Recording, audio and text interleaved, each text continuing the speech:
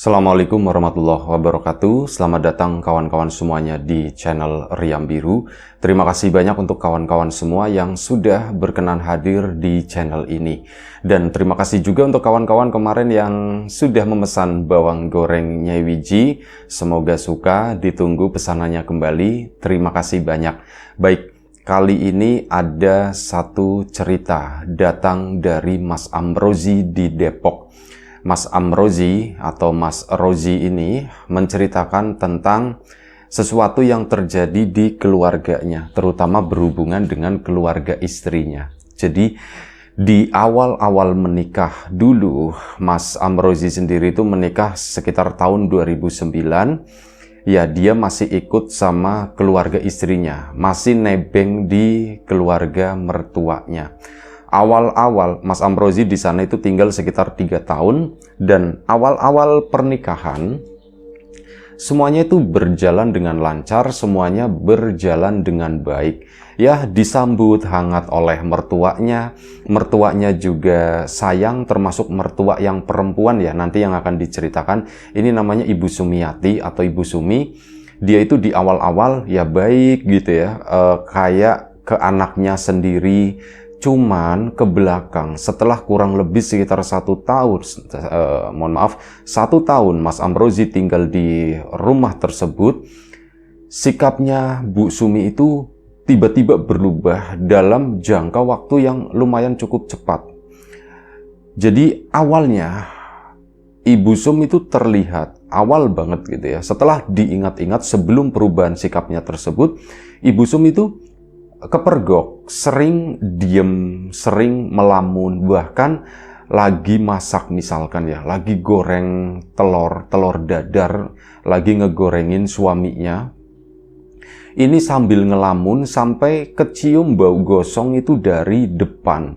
Nah, waktu itu Mas Amrozi juga nyium ada di rumah dan udah malam sekitar jam 7 kan. Mas Amrozi pun, ini kok kayak bau gosong, ngomong sama istrinya. Istrinya namanya Mbak Nami. Nah, manggilnya cuman nama doang gitu ya. Nami, itu kayak bau gosong gitu kan. Oh iya, ibu jangan-jangan lupa mas. Nah, ini mereka berdua pun ke belakang sana. Ternyata apa? Ibu mertuanya itu lagi goreng, lagi berdiri di depan kompor di sana. Dan cuman diem aja bengong kayak gitu. Kayak ya orang ngelamun gimana sih, sementara tangannya itu ya tetap diem begini ngangkat susuknya itu ya. Susuk yang buat goreng itu. Nah, kayak gitu. Akhirnya dipanggilkan sama si Mbak Naminya. Bu, gitu. Nah, si Bu Sum itu baru nyadar. Lah, kok gosong kayak gitu kan. Gosong, panik. Akhirnya diambil, diangkat, kompor pun dimatikan. Bukannya Bu Sum itu merasa bersalah atau apa gitu ya. Setidaknya, loh kok begini ya, aduh, kok sampai gosong begini. Aku ngelamun atau gimana, itu enggak, malah nyalahin Mbak Nami. Kamu gimana sih, kata si ibunya, gosong kayak gini bukannya bilang, bukannya dibalikin atau apa. Mbak Nami ya bingung kan, hah bu,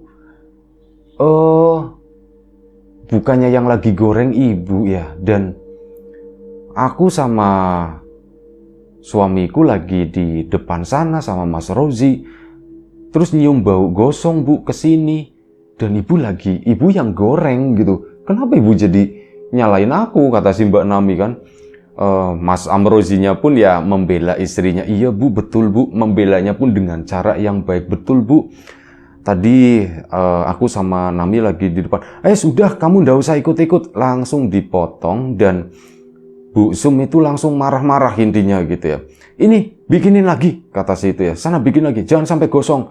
Terus yang gosong itu udah dibuang begitu aja karena memang udah nggak layak makan, udah hitam-hitam gitu ya. Akhirnya apa?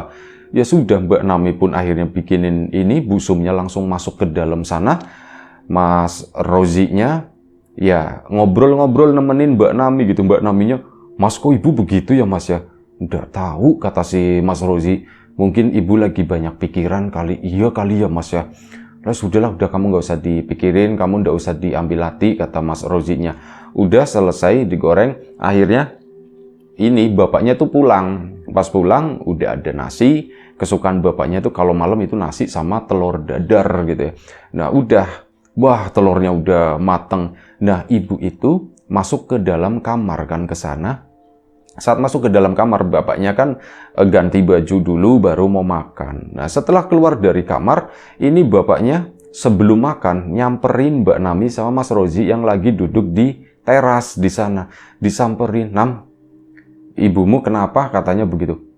"Udah tahu, Pak." "Emang kenapa, Pak?" "Udah tahu, diem aja di kamar," katanya begitu. "Loh, diem kenapa, Pak?" "Ya nggak tahu," kata si bapak. "Udahlah bapak makan dulu." Ya sudah, Mbak Nami sama Mas Rozi kan akhirnya ditinggalin di teras, bapaknya masuk ke dalam ke sana makan. Nah lagi makan, mereka berdua pun karena penasaran, "Aku mau nengokin ibu, ibu kenapa gitu, kok katanya ngelamun. Tadi di belakang juga ngelamun." Akhirnya disamperin ke situ. Saat disamperin ke dalam kamar, ibu itu posisinya lagi nangis, lagi nutupin mukanya begini, nangis dia itu. "Loh Bu, kenapa Bu?" Mbak Nami masuk kan, bapaknya kan lagi makan sibuk. Si Mas Rozi pun ikut masuk ke sana. "Bu, kenapa Bu? Kenapa Bu?" gitu kan. Nah setelah itu, ibunya itu lepas mukanya begini, terus ngeliatin Mbak Nami, ternyata nggak nangis, itu kayak semacam pura-pura doang. Di situ Mbak Nami merasakan aneh gitu ya. Ibu kok seperti ini, dan akhirnya karena melihat sikapnya yang seperti itu ibunya, Mbak Nami sama Mas Rozi pun keluar kamar, ngomong sama bapaknya, "Pak, ibu aneh ya Pak ya." "Iya," kata si bapak gitu kan. "Kenapa ya Pak ya?" "Ya ndak tahu, bapak juga ndak tahu." Bapak sepertinya belum menyadari apa yang terjadi. Nah jadi udah, Mbak Nami sama Mas Rozi pun ngelongok ke sana ke dalam kamar, dan ibunya itu baik-baik aja, dia tuh lagi ngelipetin baju yang udah kering gitu ya. Oh ya sudahlah, ibu lagi normal gitu, dalam artian lagi ngelipetin baju. Mereka berdua pun akhirnya balik lagi ke teras sana. Nah nggak lama setelah bapaknya selesai makan, bapak pun ke depan ke teras itu. "Kenapa, ada apa?" Bapak tuh nanya, mungkin bapak juga udah ngerasain gitu ya. "Pak, ini Pak." Ya Mbak Nami ngecek dulu gitu kan, ibu tuh ada nggak, soalnya mau ngomongin ibu. "Pak, hari ini ibu aneh. Nasi telur dadar yang bapak makan itu adalah aku yang bikin Pak. Pantesan rasanya beda," kata si bapak. "Yes Pak, udah nggak usah mikirin rasanya dulu. Aku juga lupa ngasih garam tadi." "Oh iya pantesan, kurang asin," kata si bapaknya. "Pak, masalahnya bukan itu.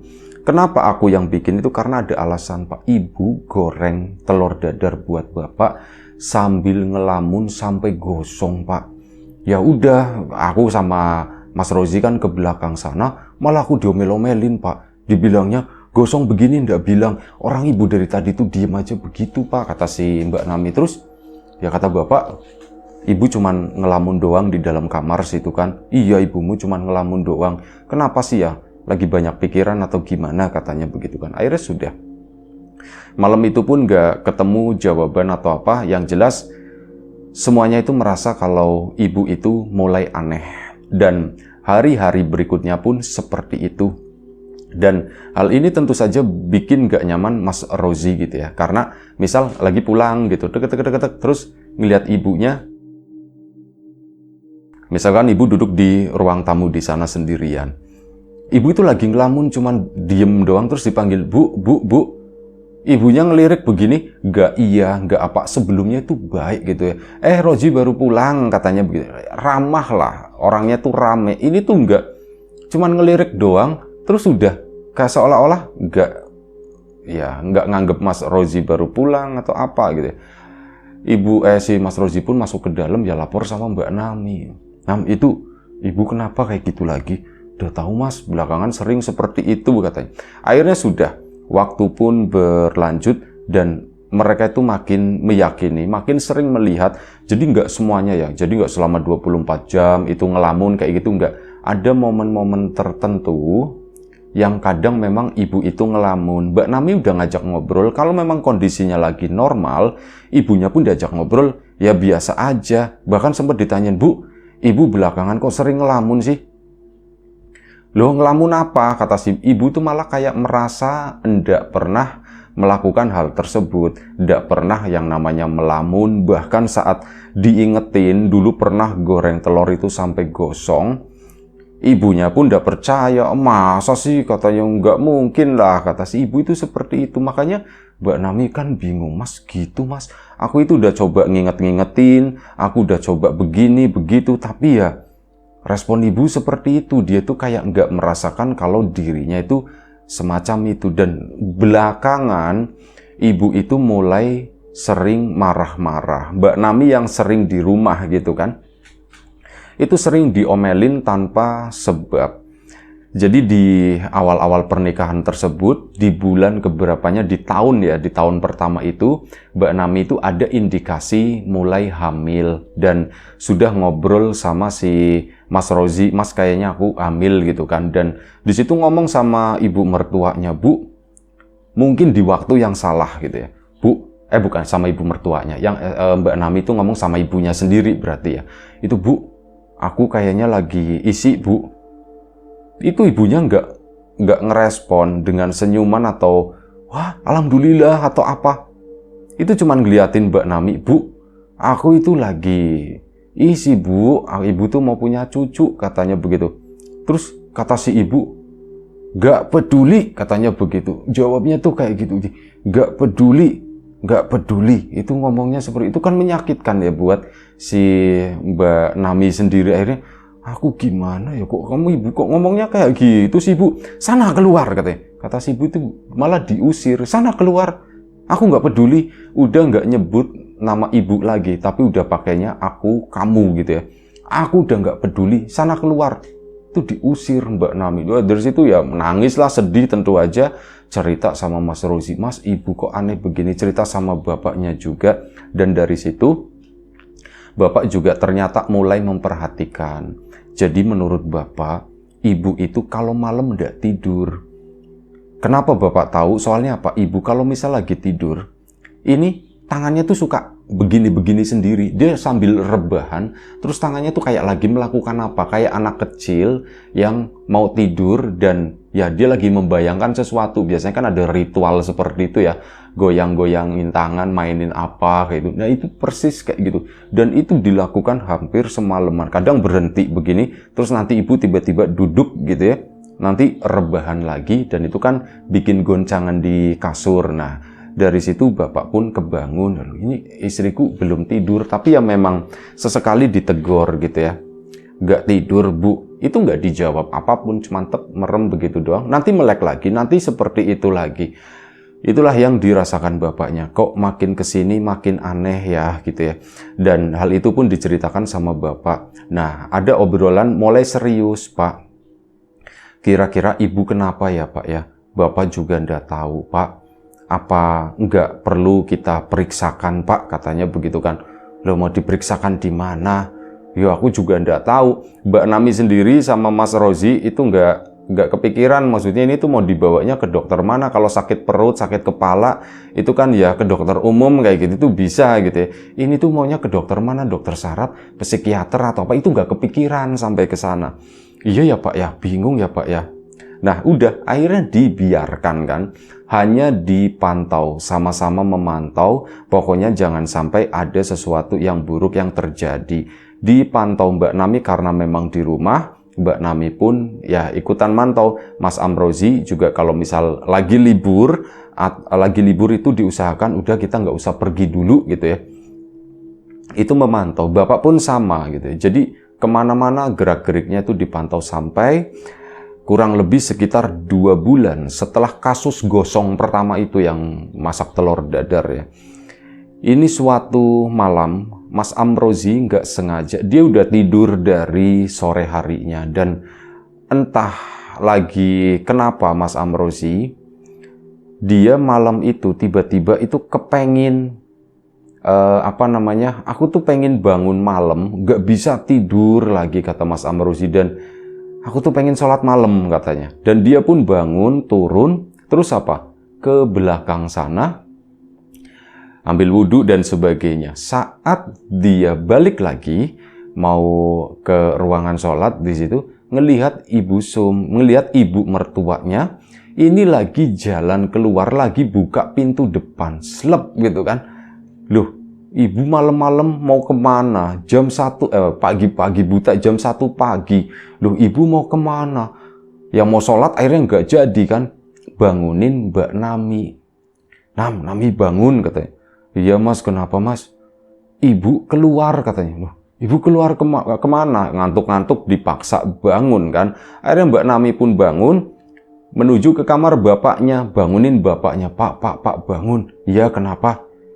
Loh, ibu mana? Nanyain gitu kan. Pak, itu dia. Ibu itu keluar, Pak. Nah, bapak langsung bergegas turun dari kasurnya, nyariin sendal gitu, langsung keluar menuju, yaitu tadi ngikutin ibunya itu pergi kemana.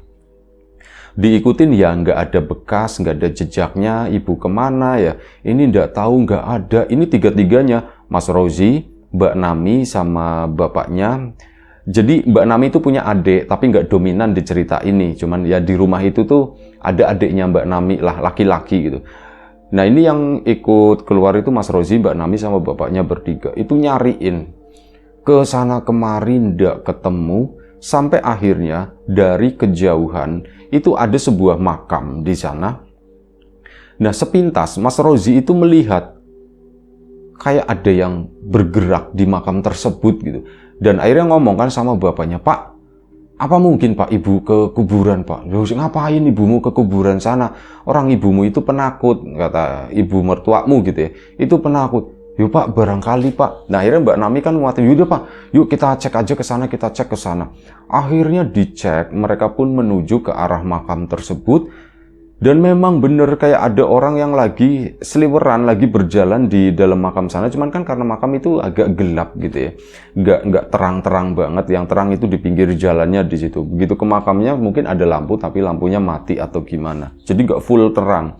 Nah ini di area yang gelap itu, mereka bertiga melihat ada seorang perempuan dan itu ibunya Mbak Nami. Ibu mertuanya Mas Rozi. Dia itu lagi duduk di atas kuburan di sana dan lagi duduk diem aja, sama sesekali itu kayak orang lagi ngobrol. Ini dari kejauhan suaranya tuh nggak kedengeran, kayak orang ngobrol. Pak itu beneran Pak, ibu lagi ngapain di sana? Bapak pun masuk ke dalam kuburan situ diikuti sama Mbak Nami. Cuman kata bapak, Nami kamu ndak usah ikut masuk, soalnya Mbak Nami itu kan lagi hamil. Nami kamu ndak usah ikut masuk. Iya Pak. Nah Mas Rozinya kan mau ikut masuk. Mas, kamu ndak usah masuk, kamu di sini aja nemenin aku. Oh iya sudah gitu ya. Mas Rozi pun akhirnya nemenin Mbak Nami. Bapak itu yang masuk ke kuburan sana. Nah saat masuk ke kuburan, yang dilihat sama Mas Rozi sampai akhirnya nanti dapat cerita dari bapaknya ya. Ibunya itu disapa, Bu, lagi apa di sini? Ini Pak, bagus banget itu Pak. Jawabnya begitu. Loh, bagus apa? Itu loh Pak, di depan itu Pak. Di depan itu ada apa? Itu Pak, ada yang lagi nari-nari Pak di sana Pak. Katanya begitu kata si ibu. Ya bapaknya ndak melihat apapun di sini. Ibunya tuh kayak lagi seneng, Bu, pulang yuk Bu. Loh Pak, masih sore. Ini kan baru jam 7 Pak. Kok udah pulang? Iya Bu, ini udah jam 1 pagi. Udah pulang yuk. Oh udah jam 1 pagi Pak. Iya, yuk pulang. Akhirnya dibawa pulang, ditarik tangannya. Itu mau. Cuman apa? Tangan yang satunya itu pegangan sama batu nisan yang ada di situ, dipegang. Itu dilepas nisannya, kata bapak, itu dilepas. Iya Pak, aku lupa Pak. Sampai tetap ditarik begini, ditarik sama bapaknya. Sampai nisannya tuh kecabut miring, nggak sampai lepas sih. Cuman sampai miring begitu dong. Lah, maaf ya kata si bapak. Maaf ya, istriku lagi gimana gitu. Nanti besok tak betulin kata bapak. Akhirnya apa? Dibawa pulang, nurut sambil jalan-jalan. Cuman ya mukanya itu ngelihatnya ke arah titik itu tadi yang dibilang di sana tuh lagi ada tari-tarian. Ibu dibawa keluar makam, ya Mbak Nami sendiri sama Mas Rozi berharap semoga nggak ketemu sama orang. Soalnya kalau ketemu sama orang lain, itu kan nanti ditanya-tanya ini dari mana, kenapa, apa yang terjadi gitu. Sementara hal itu tuh masih dirahasiakan oleh keluarganya si Mbak Nami sama keluarganya Mas Rozi itu. Dibawa pulang, alhamdulillahnya nggak ketemu sama siapapun. Ya, Bu, cuci tangan dulu ya. Iya, nurut cuci tangan. Cuci kaki dulu, iya gitu kan. Sama pakaiannya itu diganti karena kotor. Tadi tuh habis duduk di kuburan di sana. Diganti semuanya, diurusin sama bapaknya kan. Terus dibawa masuk ke dalam kamar. Saat di dalam kamar, ibunya itu duduk. terus rebahan di kasur, dan bapak sama mereka bertiga itu kan ngobrol di ruang tengah di sana. Ibunya itu bangun, "Loh, kalian kok belum tidur malam-malam begini?" Ini ibunya udah sadar gitu ya, udah waras lagi nih. "Loh, apa jam berapa ini kok udah pada bangun lagi, pada ngapain di sini?" Ya karena percuma juga kalau diceritakan, "Iya Bu, tadi ini aku nggak bisa tidur terus sama ngobrol sama Mas Rozi, Bapak ikutan denger," katanya begitu. "Oh, ya udah jangan lama-lama, Bapak kan besok juga kerja. Rozi juga istirahat dulu sana." Normal, menjadi ibu yang penyayang, menjadi ibu yang peduli lagi. Nah, udah masuk ke dalam kamar, tuh malam itu pun mereka istirahat sampai pagi, lumayan lah. Keesokan paginya semuanya tuh normal, ibu nggak yang aneh-aneh, bahkan ngobrol-ngobrol sama tetangga kayak gitu pun bisa. Nah, malam harinya lagi, ini ada sesuatu yang aneh. Sekitar jam 10 malam, udah pada tidur, si Mbak Nami, Mas Rozi juga udah pada tidur, tiba-tiba ada suara berisik itu dari dalam kamar. Kamar bapak sama ibunya, gedebak gitu, kayak ada ya orang yang lompat-lompat atau gimana. Mbak Nami bangunin Mas Rozi, "Mas, bangun Mas." Mas Rozi pun kebangun, "Kenapa? Itu ada suara. Oh iya, suara memang suara kayak semacam orang lompat-lompat, ribut-ribut, sama ada suara bapaknya tuh pelan-pelan." Mas Rozi sama Mbak Nami pun, Mas Rozi langsung turun ke bawah, Mbak Naminya disuruh, "Kamu hati-hati," gitu, soalnya lagi hamil gitu. "Kamu hati-hati." Iya mas. Mas Rozi turun ke sana. Pak gitu kan, pintu kan ditutup gitu. "Iya Ji, masuk aja." Nah, di situ bapaknya ini dengan posisi yang sangat aneh. Jadi ini kan ranjang itu ada ranjang dulu loh, yang ada tiangnya yang buat masang ke lampu. Ibunya itu lagi pegangan tiang naik di atas, bapaknya itu lagi megangin kakinya di bawah. "Loh Pak, kenapa Pak? Nggak tahu ini ibumu rambut itu udah digerai gitu, udah dilepas. Ini pegangan ini ditarik-tarik, nggak tahu begini lagi," kata si bapak. Ya Mas Rozi langsung nyambung ke arah sana. "Bu, turun Bu, lagi apa Bu?" Mbak Nami pun bilang begitu. Nah, ibunya tuh diem aja. Terus ibunya memang beneran turun dari ranjang itu. Kemudian dia itu mau keluar ke sana. Mas Amrozi dengan sigap, ibunya tuh lari, langsung dipegangkan tangannya, ketangkep itu biasa aja. Ibunya itu mau lari, cuman jadinya lucu, kata Mas Amrozi. Dipegang tangannya, ibunya mau lari itu ndak bisa, akhirnya dipegang lagi sama bapaknya kan. Nah, saat dipegang sama bapaknya, disitulah ibu itu marah-marah. Marah-marahnya itu benar-benar sesuatu yang belum pernah keluar dari mulut ibunya Mbak Nami. Wis bahasa-bahasa yang super kasar begitu, itu keluar semuanya, disebutin satu-satu. Ini gitu. Marah, pokoknya benar-benar dimarahin. Mbak Nami pun ya nggak percaya, Mas Amrozi pun kaget banget. "Ibu ini kenapa? Ibu gini, ini nggak beres, ini nggak bener." Dan akhirnya sudah ditenangin, ibu pun bisa tenang. Setelah itu ya kayak gitu, biasa lagi, cuman belum waras, ini belum normal. Dibawa ke kamar, ibu pun mau tidur. Keesokan paginya bangun itu normal lagi. "Loh, ini kenapa ya Pak ya, kok seperti ini ya Pak ya?" Bapak juga ndak tahu. Dan akhirnya hari itu Mas Rozi kan kerja, Mbak Nami itu juga melakukan kerjaan di rumah, bapaknya kan juga keluar.